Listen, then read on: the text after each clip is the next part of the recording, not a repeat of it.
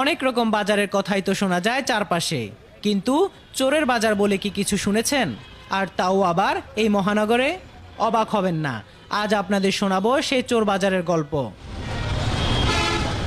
নগরীর কদমতলী পুরাতন rail station এলাকায় গেলে দেখা মিলবে এই চোর বাজারের। সারা শহরে ছিনতাই বা চুরি হওয়া পণ্য এখানে বিক্রি হয় বলে স্থানীয়রা একে চোর বাজার বা চোরাই বাজার বলে চেনে। নিউ মার্কেট থেকে স্টেশন রোড পর্যন্ত বিস্তৃত এর পরিধি। নগরীর বিভিন্ন জায়গায় মানুষের চুরি হওয়া মোবাইল থেকে শুরু করে জুতা সবই পাওয়া যায় এই বাজারে। বিশেষ করে চোরা মোবাইল হ্যান্ডসেটে সয়লাভ এই বাজার। এগুলো আমরা কটকরিয়ালা থেকে বোর্ডগুলো কিনে নিই। বোর্ডগুলো কিনে নিয়ে আমরা বাজার থেকে ডিসপ্লে সংগ্রহ করি, এগুলো পাঁচগুলো একরুট করি, তারপর এখানে আমরা সিগন্যাল বিক্রি করি। খুব চাকানার মোবাইল, শুধু কপি মোবাইল এগুলো নিবে বাঙালি থেকে, মেকানিক থেকে নিয়ে বিক্রি করবে। এগুলো তারা কোথায় পায় এগুলো তো জানি না ভাই, আমরা কিনে নিয়ে এসে আমরা বেশি। একে তো অবৈধভাবে ফুটপাতে দোকান বসানো, তার উপর চোরাই মোবাইলের ব্যবসা। অভিযোগ আছে প্রভাবশালীদের ম্যানেজ করে চলে এমন রমরমা ব্যবসা।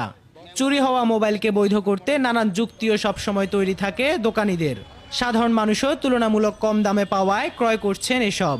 মনে করেন 700-800 টাকা পরে আমরা 100 টাকা 50 টাকা লাভে বিক্রি করে দিই। কিছু করার নাই এখানে, আপনি গাড়ি ভাড়া দিয়ে যাইতে পারতেছেন না, আমি কিনে নিছি আপনার থেকে, এটা তো অপরাধ না।